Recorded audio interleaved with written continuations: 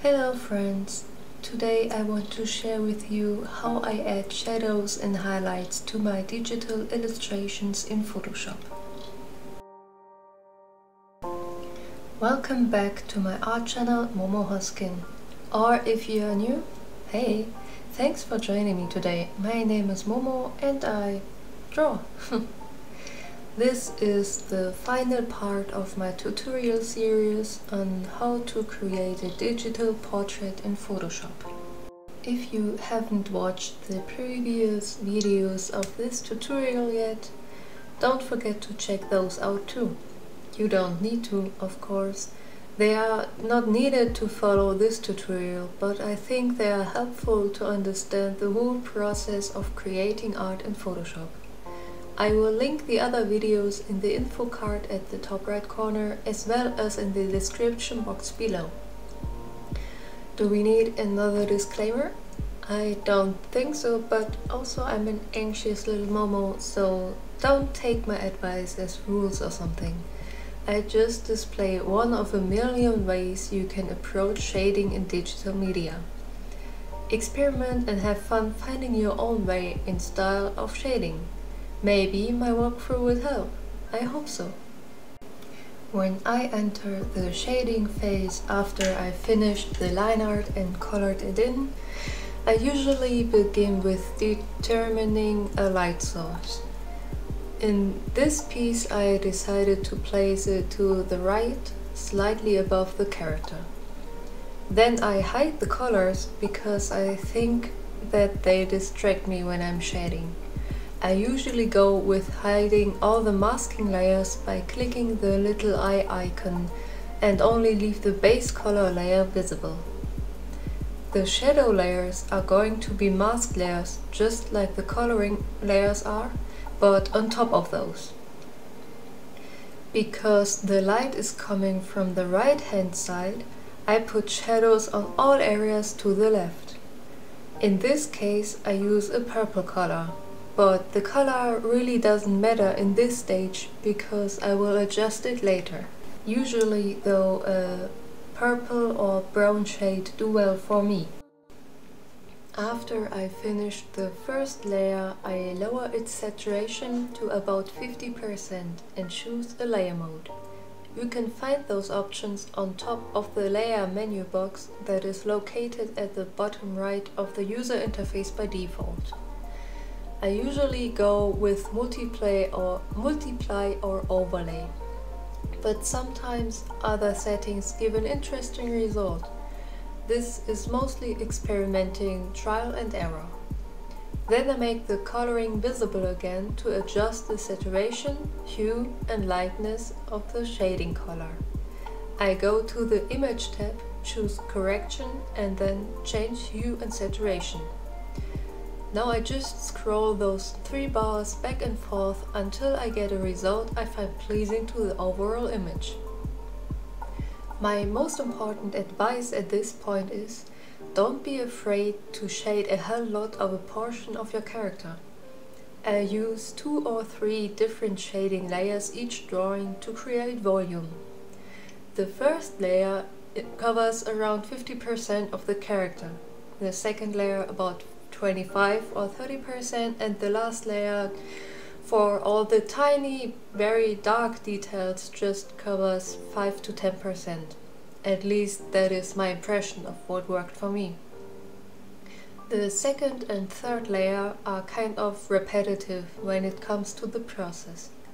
I hide the colors but leave the previous shading layer or layers visible and use them as guidelines to determine where more shadow is needed.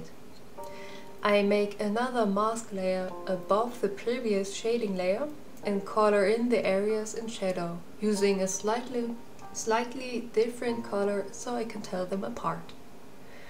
In this drawing I drew both the second and third layer of shadow out before I adjust them and choose a layer mode.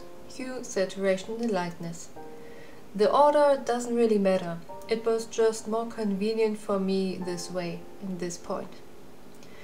After I'm satisfied with the look of all the shading layers, I add a layer on top of the lineart layer that is not masked or anything and add white, shiny highlights.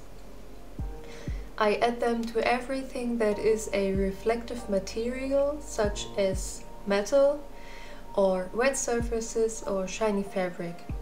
In this case, I put highlights on the eyes, the nose, the lips and teeth, which nobody can see afterwards. But well, the padding thing on the headphones and the jack.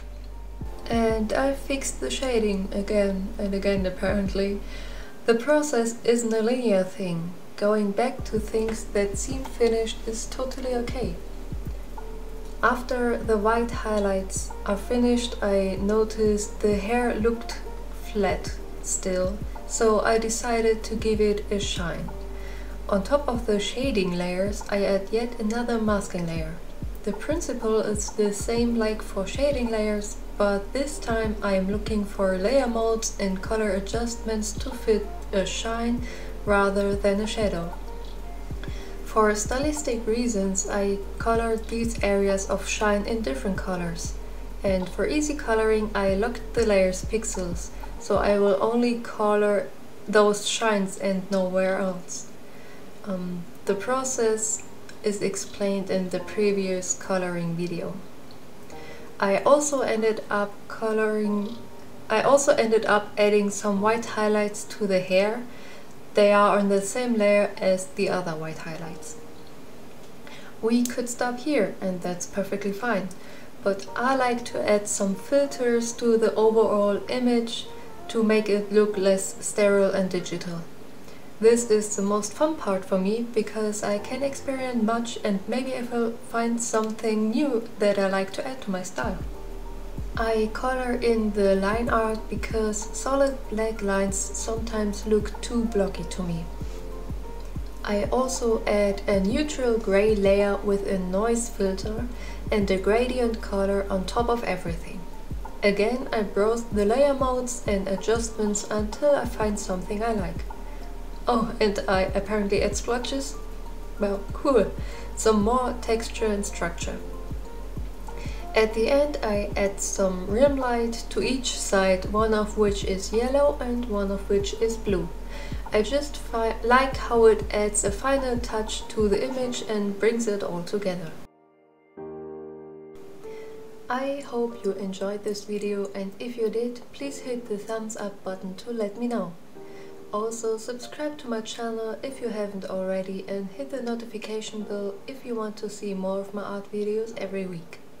A subscription is absolutely free but makes Momo happy. By the way friends, I got an Easter sale running at my Etsy shop and you will get a 25% discount off of everything. You can visit my online shop at Etsy by searching my name Momo Hoskin or following the link in the description box below. Have a good day and stay creative friends. Bye!